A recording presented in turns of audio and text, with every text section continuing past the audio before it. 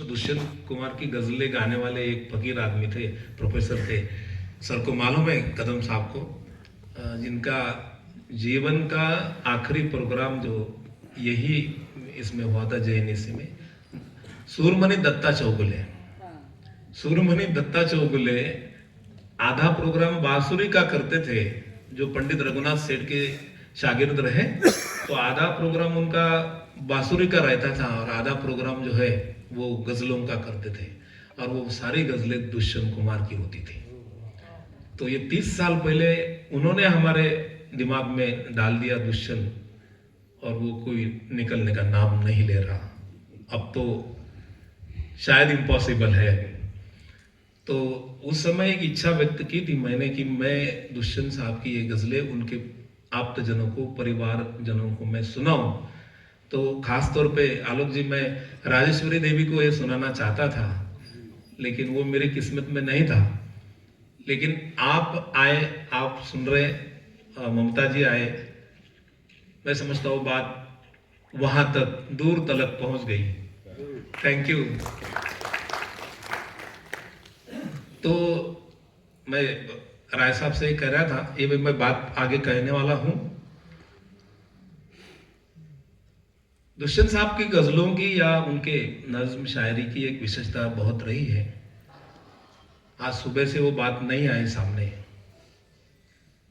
तो मुहावरे बने उनकी गजलें, यानी मुहावरों का अर्थ होता है कि एक कम से कम शब्दों में लाक्षणिक अर्थ, यानी वो बम के जैसी होती। मुहावरे बनने की ताकत कोई अगर गजल में होती है तो बड़ी वो क्वालिटी गजल मानी जाती है, वो अलंकार की दृष्टि से बहुत बड़ी गजल मानी जाती है, जो मुहावरे बनने की काबिलियत रखती है।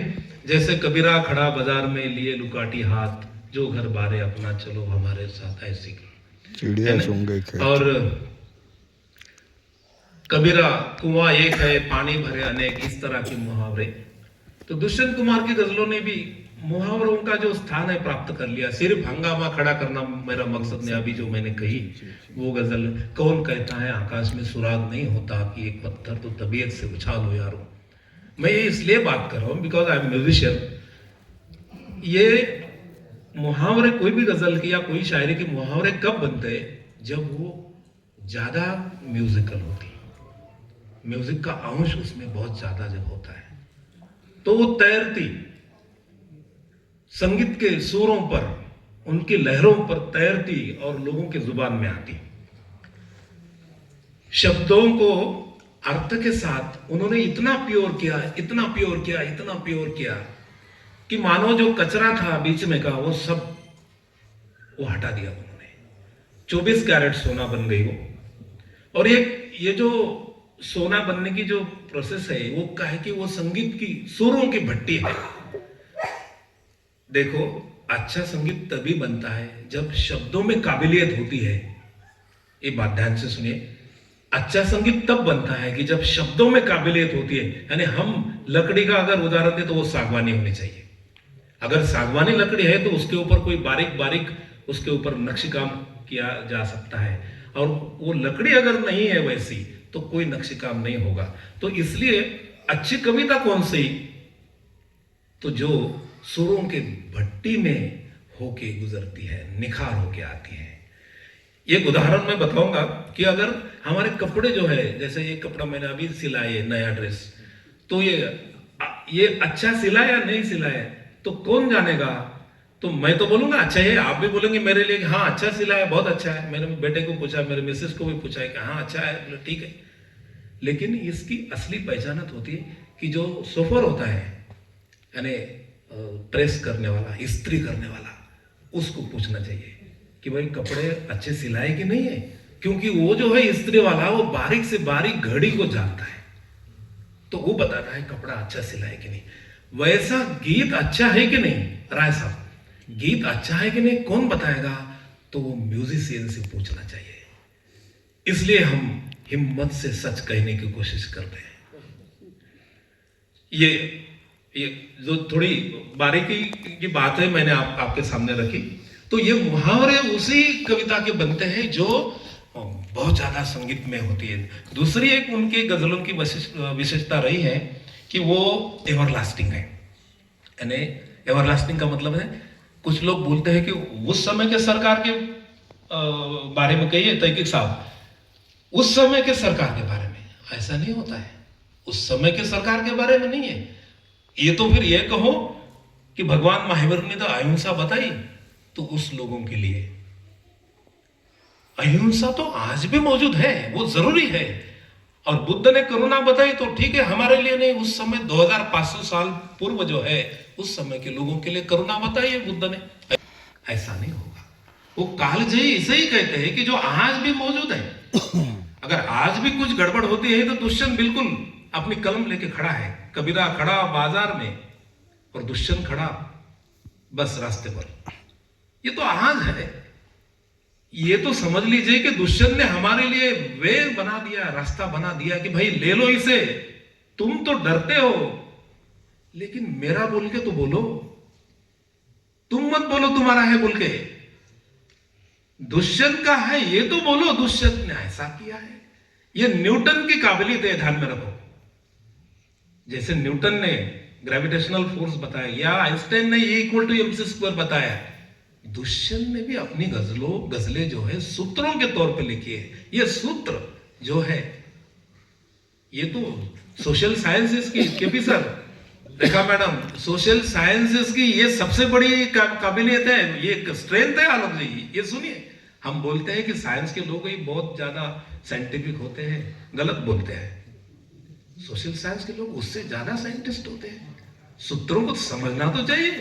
ये सूत्र है, देखो पूरा आरोह है, पूरा अवरोह है और पूरा संधान है। एक आधा सेकंड भी इधर उधर नहीं चलेगा। नहीं तो समीर मेरे पास बैठा है, वो बिल्कुल तैयार है। दुष्यंत कुमार सूत्रों में बयान करते थे अपने जज्बात को, ये ध्यान में रखो। इसलिए आज भी उतना ही मौजूद है और उतना ही जरूरत है उनके गजलों की। और मल्टीफैसेटेड है, यानी दुष्यंत के गजलों की आपको जो भाए वो अर्थ निकाल सकती, जिसको जो भाए वो।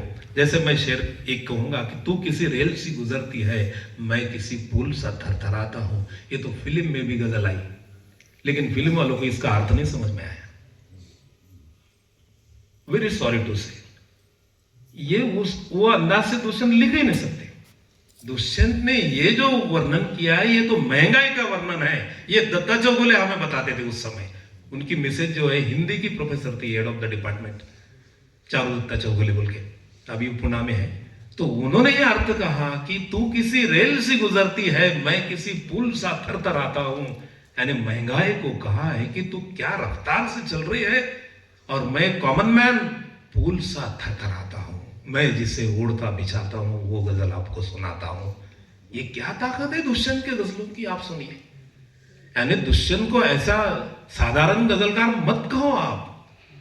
डर लगता है दुष्यंत को हाथ लगाते समय। मैं तो आलोक जी के साथ जब भी बात करता हूं तो रोंगटे खड़े हो जाते हैं। इतना ताकतवर आदमी दुष्यंत की गजलों की दुनिया में पहली बार हुआ है, जो आम आदमी के लिखता है। कौन लिखा है आज तक? मीर ने लिखा है, गालिब ने लिखा है। ये तो दुष्यंत है जिन्होंने सही रास्ता बताया और आम आदमी को ये अपने चलने के लिए राह बना दी। ये ध्यान में रखो। अब ये गजल में जो है, दुकानदार तो मेले में लुट गए यारो, तमाशबीन दुकानें लगा के बैठ गए। हम तो बहुत सीधा उसका अर्थ लेंगे कि है हो गया, दुकान लूट गया, ये हो गया। ऐसी बात नहीं है, ध्यान में रखो। दुकानदार तो मेले में लूट गए यारो, तमाशबीन दुकानें लगा के बैठ गए। इसका मतलब यह है कि देखो दुकान तो लगाया, बहुत अच्छा चलाते भी हो, लेकिन संभाल के रहना, सावध रहना।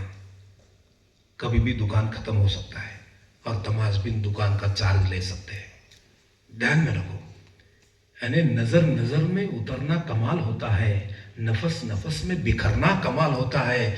बुलंदियों पर पहुंचना कोई कमाल नहीं, बुलंदियों पर ठहरना कमाल होता है।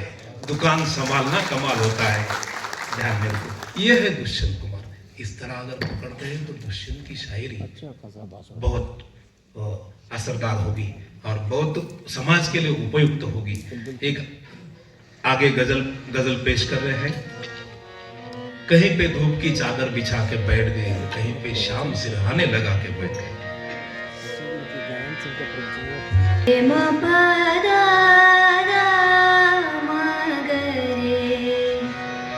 सरे म प ग रे सा। बाढ़ की संभावनाएं सामने है।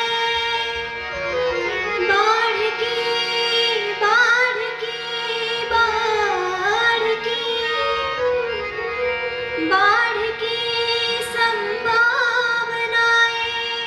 सामने है।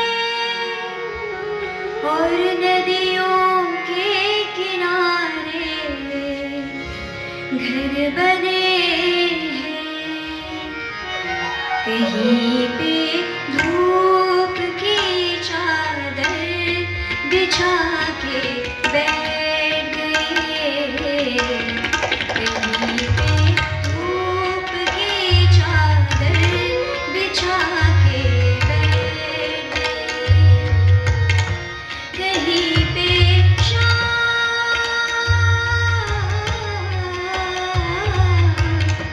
कहीं पे शाम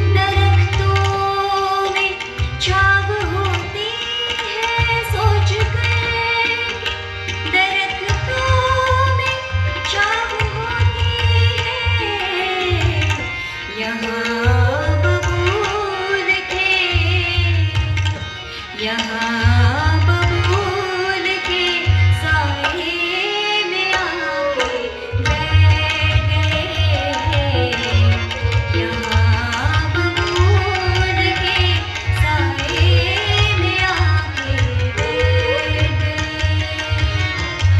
कहीं पे शाम सिरहाने लगा के बैठ गए, कहीं पे शाम सिरहाने लगा के बैठ गए,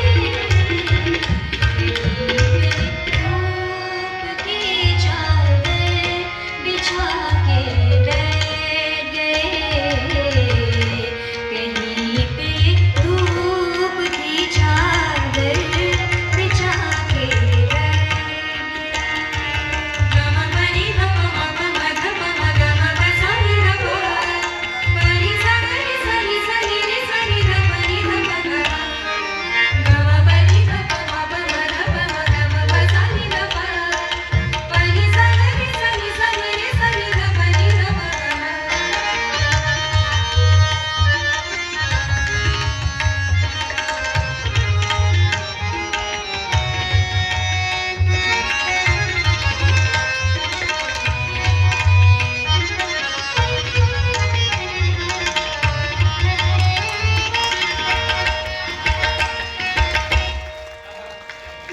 लहूलुहान नज़ारों का ज़िक्र आया तो,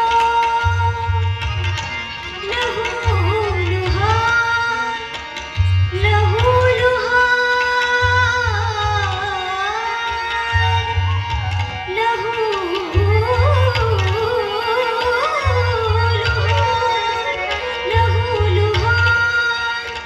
नज़ारों का ज़िक्र आया तो,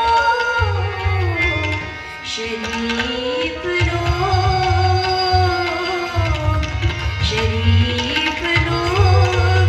उठे दूर जाके बैठ गए, शरीफ लोग उठे दूर जाके बैठ गए, कहीं पे शाम कहीं पे शाम कहीं पे शाम सिरहाने लगा के बैठ गए, कहीं पे धूप की चादर बिछा के बैठ गए, कहीं पे धूप की चादर बिछा के बैठ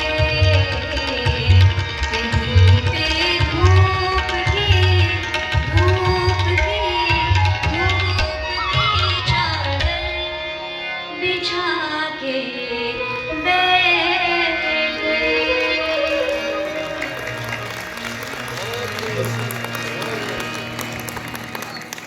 क्या बात, वाह, बहुत अच्छा।